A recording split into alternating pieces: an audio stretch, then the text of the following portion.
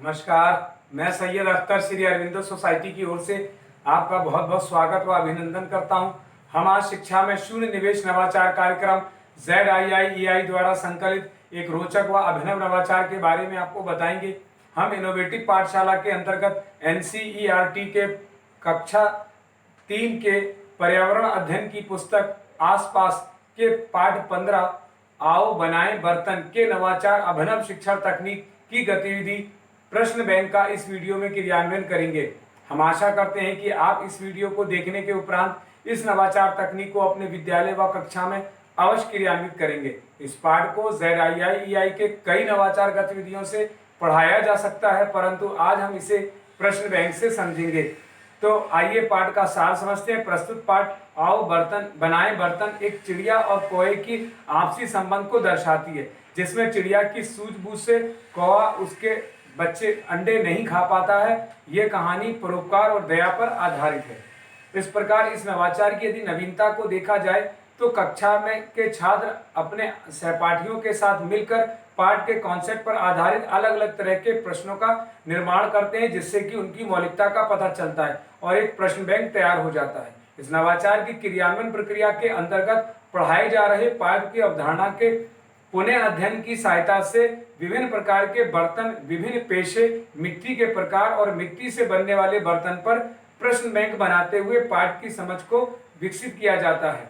इस नवाचार की क्रियान्वयन अवधि को यदि देखा जाए तो इस नवाचार को क्रियान्वित करने में 20 मिनट का समय लगता है। साथ ही इस नवाचार में पूर्व प्रबंधन के अंतर्गत किसी भी प्रकार का कोई पूर्व प्रबंधन करने की आवश्यकता नहीं पड़ती है, परंतु प्रश्न बैंक बनाने के लिए शिक्षकों को कुछ निर्देशों का पालन करना पड़ता है। जैसे शिक्षक सबसे पहले छात्रों को 7 समूह में बांट देंगे। हर समूह का एक प्रतिनिधि होगा। प्रतिनिधि सभी प्रकार के प्रश्नों को संकलित करके एक प्रश्न बैंक तैयार करेगा। छात्र विभिन्न प्रकार के प्रश्न जैसे अति लघु उत्तरीय, लघु उत्तरीय, दीर्घ उत्तरीय प्रश्नों को तैयार करते हैं। हर प्रश्न की एक उत्तर कुंजी तैयार कर ली जाती है। छात्र इनको आपस में चाहे तो प्रश्नों की अदला बदली कर सकते हैं। अंत में छात्रों को प्रश्नों के उत्तर भी बताए जाते हैं और जिसे वे अपने उत्तर पुस्तिका में लिख लेते हैं। इस प्रकार पुनः अध्ययन एवं क्रियान्वयन प्रक्रिया के अंतर्गत जो प्रश्न तैयार किया जाता है उसकी सहायता से पाठ के कॉन्सेप्ट की जानकारी को दोहराया जाता है। आइए इसे उदाहरण से समझते हैं कि किस प्रकार छात्र प्रश्न तैयार करते हैं। जैसे आपके घर में किस प्रकार के बर्तन हैं? उत्तर में मिट्टी, स्टील, तांबा, पीतल इत्यादि। मिट्टी के बर्तन कौन बनाता है? कुम्हार। मिट्टी के बर्तन पानी में गलते क्यों नहीं हैं? उत्तर में क्योंकि उन्हें आग में पकाया जाता है। मिट्टी की खुदाई किससे की जाती है? खुरपी और कुदाल से। लोहे के बर्तन कौन बनाता है? लोहार। इस प्रकार के अन्य प्रश्न भी छात्रों द्वारा तैयार करके एक बड़ा प्रश्न बैंक बना लिया जाता है। निष्कर्ष रूप में कहा जा सकता है कि प्रश्न बैंक गतिविधि से सीखने के अनेक प्रतिफल प्राप्त होते हैं, जैसे अपने घर, विद्यालय तथा आसपास की वस्तुओं, व्यक्तियों, जीव जंतुओं, पेड़ पौधों व भोजन तथा मिट्टी इत्यादि और बर्तनों को पहचानने की समझ विकसित करते हैं तथा दैनिक जीवन में उपयोग होने वाली गतिविधियों को भी समझते हैं।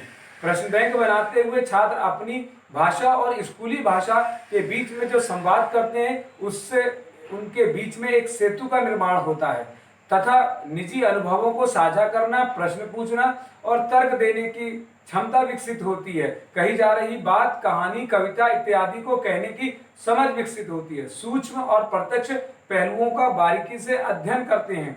इस गतिविधि से सभी छात्रों की भागीदारी सुनिश्चित होती है, सभी को समान अवसर प्राप्त होता है।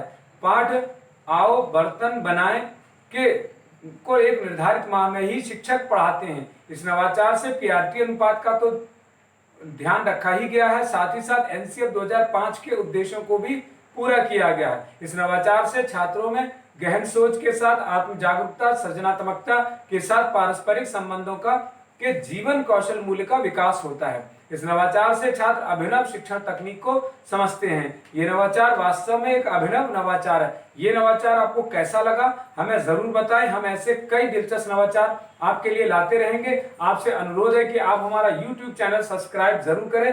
अगर आप इस वीडियो को फेसबुक पर देख रहे हैं तो हमारा फेसबुक पेज लाइक करना ना भूलें। नीचे दिए गए लिंक पर जाकर इनोवेटिव पाठशाला ऐप को भी डाउनलोड कर सकते हैं। इस वीडियो को देखने और लाइक करने के लिए आपका बहुत बहुत धन्यवाद।